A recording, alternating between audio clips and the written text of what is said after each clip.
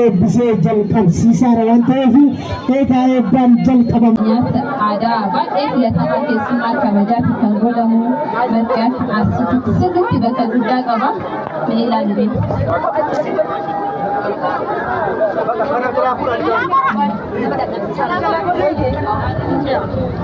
kennaa badhaasa godina Arsii lixaati jechuun sirriitti dhadhaan illee kamasii buun illee kamaasiiti. jedhee jira. Asiin nyaata gosoota midhaanii garaagaraa sirriitti oomishuun beekama. Kun waraantiidha. Waraantiin kun dhadhaatutti dibama. Erga bilchaatee tolfameen booda dhadhaatutti bilchaama jechuudha.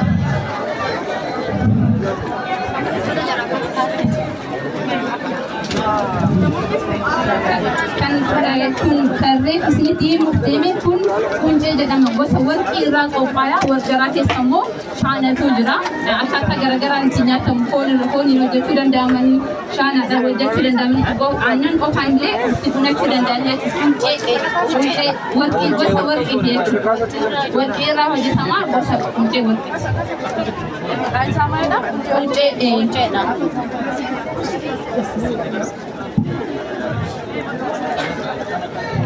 argamu keessaayyuu warra murteessitoota keenyaa dhandhamsiisaa jiru hamilee nuu kennaafi toora ijaaramaa ijaarraa ijaarraa isaa irraa ufaa bulaa daraaraa jedhanii daraaraa dhandhamsiisaa jiru. Akkasumaan bituunis itti fuufaa Arsiin sirna isaa geggeessuu keessatti eebbifatee ka'ee sirnaan daraaraa hidhee mijuu hidhee mijaa addaa mijaa jedha amma sirna mijuu horsiisuu itti fuufaa jiranii.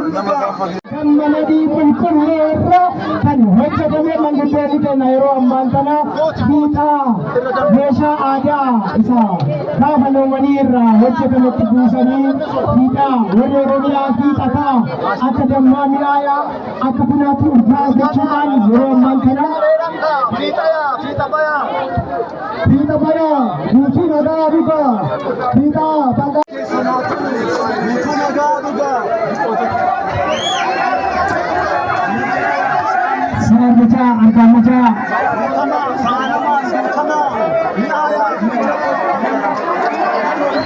yeroo ammaa kana mijoo dhaqqabsiisanii daraaraa dhaqqabsiisanii mijoonis itti aanee mijoo dhaqqabsiisuu irratti argame itti aansuudhaan hambisuun hin jiru.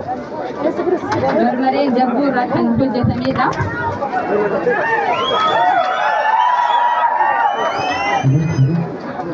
Mee ilaaline baay'ee midhaadhaa garbuu irraa ilaaline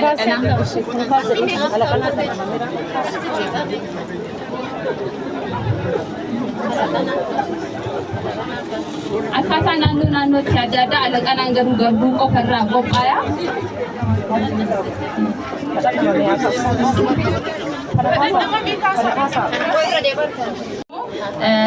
Kan gosoota warqii irraa qophaa'u jechuudha. Warqiin kun karaa garaagaraatiin hojjetamuu danda'a. Ammaaf sadarkaa akka addunyaatti nyaata beekamaa ta'uuf deemaa. Maaliifuu wantoonni inni irraa hojjetamu gosa baay'ee irraa hojjetama waan ta'eef saniif nyaata bareedaa. Gafum'aa jedhama. Gafum'aan naannoo adda addaatti boqqolloo irraallee qamadii irraallee dalagamuu danda'a. Kun immoo nuti garbuu irraa hojjenne garbuun kun tumamee fi digamee erga jiraatee dakkameen booda gafum'aan ittiin dalagamaa jechuudha. Gosa kanaan yeroo baay'ee nyaata jaalatamaadha. Ilaala.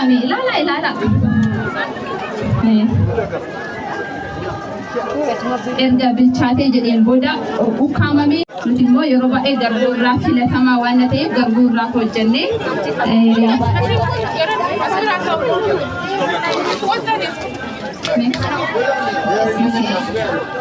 mee ilaali meesikan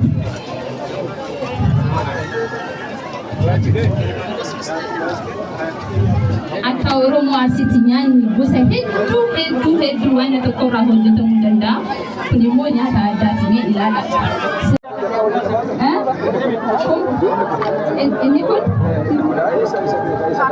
Inni kun daakuu garbuu irraallee qamadii irraallee hojjetamuu danda'a.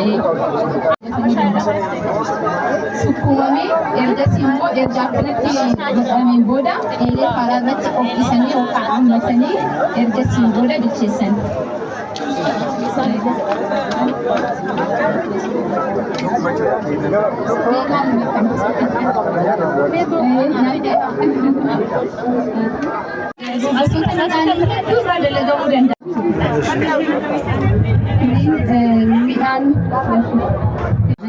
شكاكني كنيات عدات دم في قطعة راهو جتما دم أوعى وكانمو دم دعوة كجد مسند راهو جتما كن شكاكني عدات كأمي يروح الدكابا دم نكاب ما إلى لا